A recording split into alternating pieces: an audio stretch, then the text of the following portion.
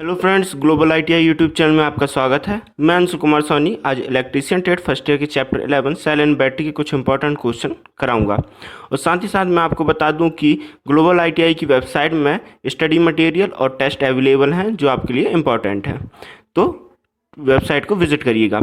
चलिए क्वेश्चन की ओर चलते हैं। पहला क्वेश्चन है एसएमपीएस पावर सप्लाई की आउटपुट वोल्टेज परास है। आपके ऑप्शन आपकी स्क्रीन पर हैं। क्वेश्चन को केयरफुली पढ़िए और ऑप्शन को देखकर आंसर कमेंट कीजिए। तो मैं आपको बता देता हूँ एसएमपीएस का जो फुल फॉर्म होता है वो होता है स्विच्ड मोड पावर सप्लाई। तो आपके लिए मैं थोड़ा सा एक होमवर्क दे देता हूँ, उसको कमेंट करिएगा कि एसएमपीएस आपने कहाँ देखा है और इसका उपयोग कहाँ होता है। चलिए तो इस क्वेश्चन का आंसर देखते हैं। इसका आंसर है ऑप्शन बी 12 वोल्ट से 48 वोल्ट। ठीक है, जो एसएमपीएस की आउटपुट वोल्टेज परास होती है वो 12 वोल्ट से 48 वोल्ट होती है। नेक्स्ट क्वेश्चन की ओर चलते हैं। बैटरी को उच्च दर पर अतिआवेशित या निरावेशित करें तो क्या होगा। आपके ऑप्शन आपकी स्क्रीन पर है ना। जो हाई रेट पर डिस्चार्ज या चार्ज करें तो क्या होगा, तो आंसर कमेंट कीजिए। इसका जो आंसर होगा वो होगा ऑप्शन बी बकलिंग। अब बकलिंग क्या होती है मैं आपको बता देता हूँ। जब बैटरी को हाई रेट पर चार्ज या डिस्चार्ज करते हैं तो जो उनकी सेल की प्लेटें होती हैं वो बेंड हो जाती हैं, इसी को हम बकलिंग कहते हैं। ठीक है, चलिए नेक्स्ट क्वेश्चन देखते हैं। इलेक्ट्रोलाइसिस प्रक्रिया में लिबरेटेड या डिपोजिटेड पदार्थ का द्रव्यमान किसके समानुपाती होता है। आपके ऑप्शन आपकी स्क्रीन पर हैं।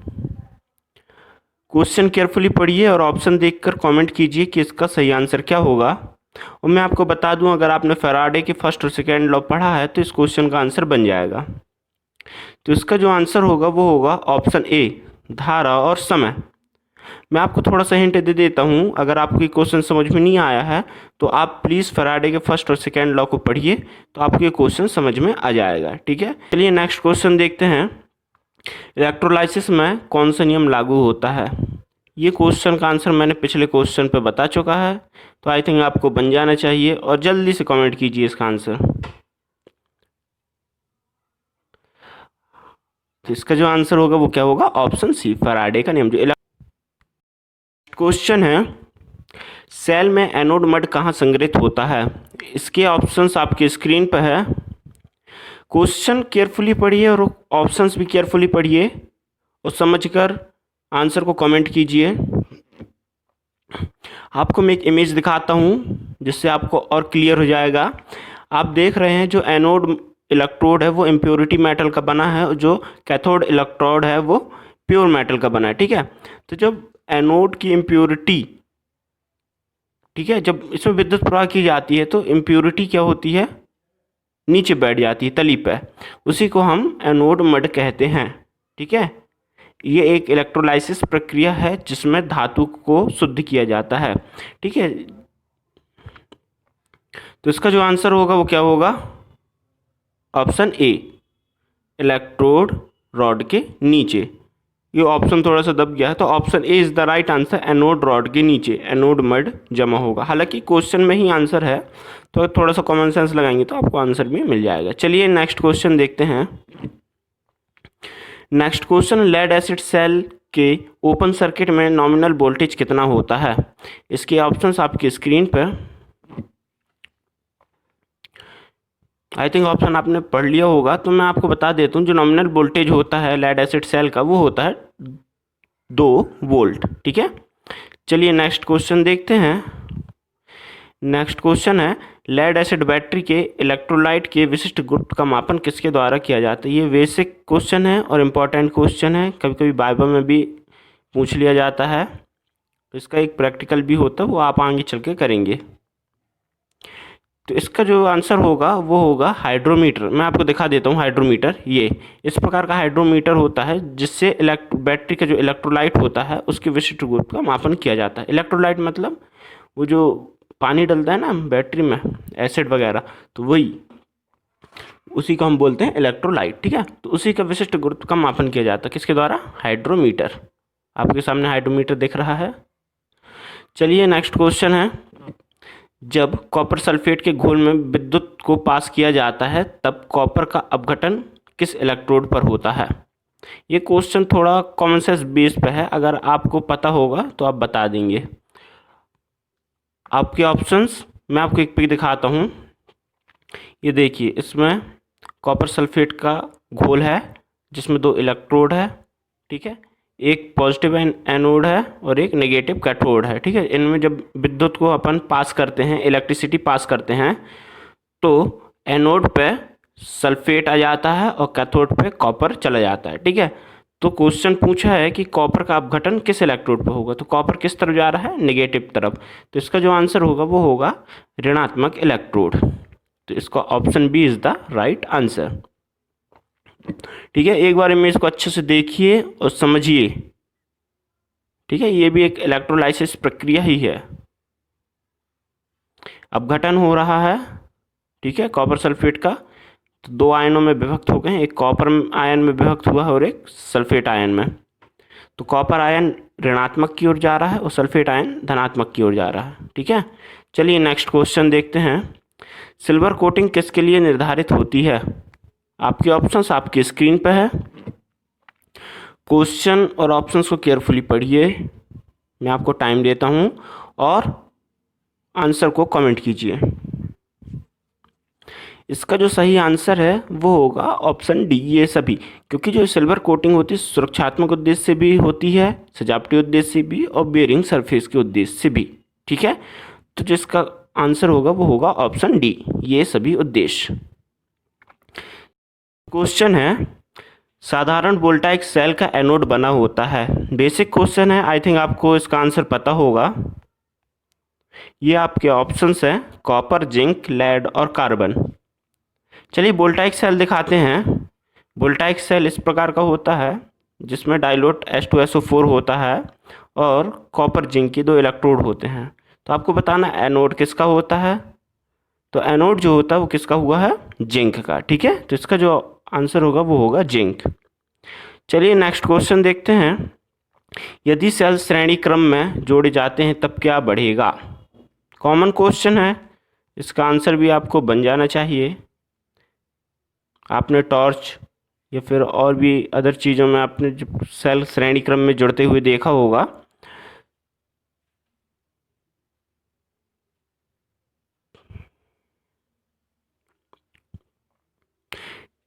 तो इसका जो आंसर होगा वो क्या होगा, ऑप्शन बी, वोल्टेज, ठीक है। जब सेल श्रेणी क्रम में जोड़े जाते हैं तो वोल्टेज क्या होता है, बढ़ जाता है, ठीक है।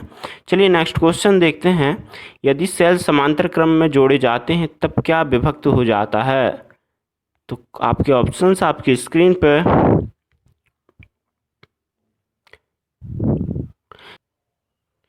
तो इसका जो आंसर होगा वो होगा ऑप्शन ए, ठीक है। धारा क्या होती है, विभक्त हो जाती है। आपको इमेज में और क्लियर हो जाएगा। ये देखिए, जो सेल हैं वो समांतर क्रम में जुड़े हुए हैं, ठीक है, और जो धारा है वो क्या हो रही, विभक्त हो रही, अलग अलग सेलों में धारा बटकर जा रही है, ठीक है। तो हम कह सकते हैं कि जब सेल समांतर क्रम में होते हैं तो धारा विभक्त हो जाती है, ठीक है। चलिए नेक्स्ट क्वेश्चन। एक बैटरी सेल का आंतरिक प्रतिरोध बढ़ता है जब? आपके ऑप्शन आपकी स्क्रीन पर, केयरफुली पढ़िए, मैं आपको टाइम देता हूँ ऑप्शन पढ़ने के लिए।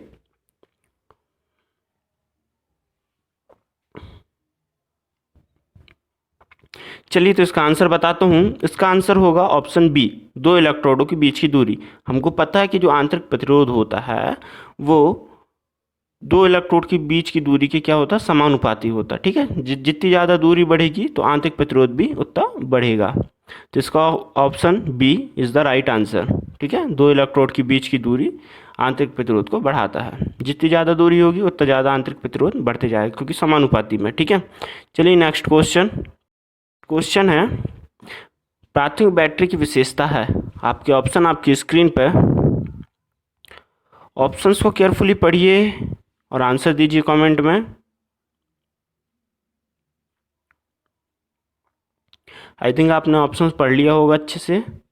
तो मैं इसका आंसर बताता हूँ। इसका जो आंसर होगा वो होगा ऑप्शन बी, क्योंकि हमें पता है कि प्राइमरी बैटरी को पुनः आवेशित नहीं किया जा सकता, ठीक है। चलिए नेक्स्ट क्वेश्चन। सामान्य रूप से बैटरी के डिब्बे बने होते हैं। आपके ऑप्शंस आपकी स्क्रीन पर। इसमें थोड़ा सा कन्फ्यूज़न क्रिएट भी हो सकता है कि कठोर प्लास्टिक, कठोर रबड़, पॉलीप्रोपाइलिन या फिर इनमें से कोई नहीं। तो मैं आपको आंसर बता देता हूँ तो कन्फ्यूज़न दूर होगा। तो इसका जो सही आंसर वो होगा पॉलीप्रोपाइलिन। ठीक है, तो जो सामान्य रूप से बैटरी के जो डिब्बे बने होते हैं वो पॉलीप्रोपाइलिन के बने होते हैं। ठीक है, नेक्स्ट क्वेश्चन है, द्वितीयक बैटरी की विशेषता है। ऑप्शन आपकी स्क्रीन पे है, केयरफुली ऑप्शंस पढ़िए और आंसर को कमेंट कीजिए। सेकेंडरी बैटरी की स्पेसिफिकेशन पूछ रहा है। तो हमें पता है कि जो सेकेंडरी बैटरी होती है वो क्या होती है, उसको हम पुनः आवेशित कर सकते हैं। ठीक है, तो ऑप्शन ए, उसी में आपको कन्फ्यूज़न हो रहा है कि जब आवेशित होगी तो पुनः उपयोग में हो जाएगा। ठीक है, परंतु जो अपन को फैक्ट चलना है। ठीक है, तो फैक्ट क्या है इसका कि इसे पुनः आवेशित कर सकते हैं। ठीक है, तो कंफ्यूज मत होइएगा। इसका जो आंसर है वो क्या है, ऑप्शन नंबर ए, कि इसे पुनः आवेशित कर सकते हैं। ठीक है, अपन को फैक्ट बेस में चलना है। तो सेकेंडरी बैटरी की विशेषता होती है कि इसे पुनः आवेशित किया जा सकता है, रिचार्जेबल बैटरी। ठीक है, चलिए नेक्स्ट क्वेश्चन देखते हैं। नेक्स्ट क्वेश्चन है, निम्न में से द्वितीयक बैटरी का उदाहरण नहीं है। आपके ऑप्शन आपके स्क्रीन पर। इसमें पूछा है कि सेकेंडरी बैटरी का एग्जाम्पल नहीं है। चलिए आंसर बताता हूँ। इसका जो आंसर है option B, mercury cell. Mercury cell एक प्राइमरी बैटरी है। ठीक है, ये सेकेंडरी बैटरी नहीं है। चलिए नेक्स्ट क्वेश्चन देखते हैं। नेक्स्ट क्वेश्चन है, इलेक्ट्रोप्लेटिंग किस पर होती है। आपके ऑप्शन आपके स्क्रीन पर। एनोड पर, कैथोड पर, ए ओ बी दोनों पर, या इनमें से कोई नहीं। क्वेश्चन केयरफुली पढ़िए, ऑप्शंस भी केयरफुली पढ़िए। तो जो इसका आंसर होगा वो होगा ऑप्शन सी, ए बी दोनों, मतलब इलेक्ट्रोड और कैथोड दोनों पर इलेक्ट्रोप्लेटिंग होती है। ठीक है, तो चलिए नेक्स्ट क्वेश्चन देखते हैं। बिजली घरों में सामान्यतः किस भंडारण बैटरी का उपयोग किया जाता है। आपके ऑप्शन आपके स्क्रीन पे। क्वेश्चन केयरफुली पढ़िए और ऑप्शन भी और आंसर को कमेंट कीजिए। ये क्वेश्चन इम्पोर्टेंट भी है, कभी कभी एग्ज़ाम में पूछ लेते हैं, खासकर एनसीवीटी एग्ज़ाम में। तो जो इसका आंसर होगा वो होगा option A, lead acid battery. ठीक है, अब आपको एक होमवर्क है कि लेड एसिड बैटरी का उपयोग क्यों करते हैं, निकल कैडमियम बैटरी का उपयोग क्यों नहीं करते। ठीक है, तो इसका जो आंसर वो आप कमेंट करिएगा। ठीक है, चलिए नेक्स्ट क्वेश्चन की ओर चलते हैं। सल्फेशन रोकने के लिए टर्मिनल पर क्या उपयोग करते हैं। मैं आपको बता देता हूँ सल्फेशन क्या होता है आसान भाषा में, कि जब बैटरी के ऊपर आपने देखा हो कि एक सफ़ेद सफ़ेद परत सी चढ़े आती है। ठीक है, वही सल्फेशन कहलाता है। आपके ऑप्शन आपके स्क्रीन पे।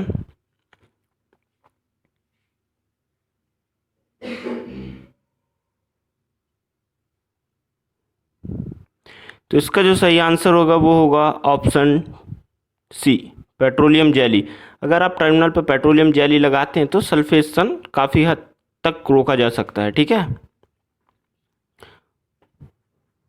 चलिए नेक्स्ट क्वेश्चन देखते हैं। क्वेश्चन है, लेड एसिड बैटरी पूर्ण डिस्चार्ज स्थिति के बाद कितना न्यूनतम डिस्चार्ज वोल्टेज देना चाहिए। आपके ऑप्शंस आपकी स्क्रीन पे। तो इसका आंसर मैं बता देता हूँ। इसका जो आंसर होगा 1.8 वोल्ट। ठीक है, 1.8 वोल्ट वोल्टेज देना चाहिए। चलिए next question, lead acid battery में सेपरेटर का उद्देश्य होता है। आपके ऑप्शंस आपकी स्क्रीन पर। और ये इम्पोर्टेंट भी है क्वेश्चन, और आपको पता होना चाहिए सेपरेटर किस चीज़ का बना होता है। मैं बता देता हूँ। हालांकि सेपरेटर या तो रबड़ का भी बन जाता है और पीवीसी का भी बना होता है। ठीक है, तो सेपरेटर का जो काम होता है वो होता है ऑप्शन सी, आंतरिक शॉर्ट सर्किट से बचाना। ठीक है, option C is the right answer. यहाँ पे आपको दिख रहा होगा सेपरेटर, जहाँ पे आपको एरो का निशान दिख रहा है, ये सेपरेटर है जो एक सेल के बीच में जो पॉजिटिव और नेगेटिव टर्मिनल होते हैं, टर्मिनल नहीं कह सकते, उनकी जो प्लेटें होती हैं। ठीक है, जो पॉजिटिव और नेगेटिव प्लेटें होती हैं उनके बीच में सेपरेटर लगाया जाता है ताकि वह शॉर्ट सर्किट ना हो। ठीक है, चलिए नेक्स्ट क्वेश्चन देखते हैं। नेक्स्ट क्वेश्चन है प्राथमिक सेल कौन सा है जिसकी सेल्फ लाइफ सबसे लंबी होती है। ठीक है, प्राइमरी सेल बताना है जिसकी सेल्फ लाइफ सबसे लंबी होती है। आपके ऑप्शन आपकी स्क्रीन पे।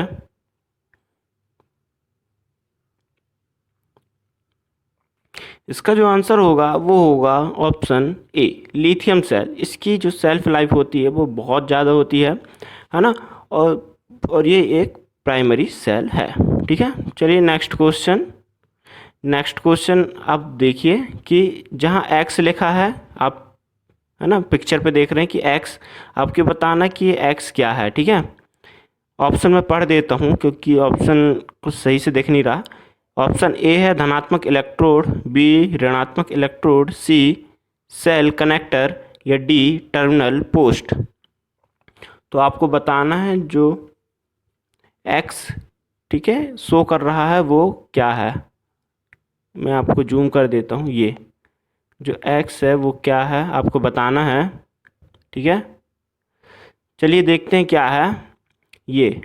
अब इसमें आपको दिख रहा है ना, कंपेयर कीजिए इमेज को तो आपको आंसर मिल जाएगा। इसका जो आंसर है वो होगा टर्मिनल पोस्ट। ठीक है, जो यहाँ पे एक्स बताना है अपन को कि क्या है ना, जो एक्स द्वारा संकेतित किया गया है वो क्या है, टर्मिनल पोस्ट। और आपके सामने लेड एसिड बैटरी की पिक है, आप इसका स्क्रीनशॉट ले लीजिए और इसको अच्छे से देखिए कि कहाँ पे क्या है, सेपरेटर कहाँ पे है, प्लेट कहाँ है, सेल कहाँ है, terminal post, went cap, cover, है ना। तो ये सब आपको याद होना चाहिए क्योंकि एग्ज़ाम में कभी कभी ऐसे क्वेश्चन भी पूछ सकता है। चलिए नेक्स्ट क्वेश्चन। नेक्स्ट क्वेश्चन अनुनादी परिपथ की कंपन आवृत्ति का मान है। ऑप्शन आपके सामने है, आपको बताना है कमेंट में इसका सही आंसर। चलिए मैं बता देता हूँ, इसका जो सही आंसर है वो है ऑप्शन ए। ठीक है, ऑप्शन ए आप देख रहे हैं 1/LC माइनस R²/4L² और होल 1/2। ठीक है, अगर 1/2 नहीं करें तो ये सब अंडर रूट में आ जाएगा। ठीक है, 1/2 अगर हटा दें तो ये सब किस में आ जाएंगे, अंडर रूट में। तो under root 1/LC minus R²/4L² भी आंसर हो सकता है। ठीक है, कभी कभी अंडर रूट में भी अगर पूछ ले, अगर जो इसकी पावर है 1/2 ना रहा है, कभी कोई अंडर रूट में भी पूछ सकता है। ठीक है, तो आप याद रखिएगा। चलिए, आई होप आपको वीडियो अच्छी लगी होगी। सो मिलते हैं नेक्स्ट वीडियो में। Thank you so much, bye.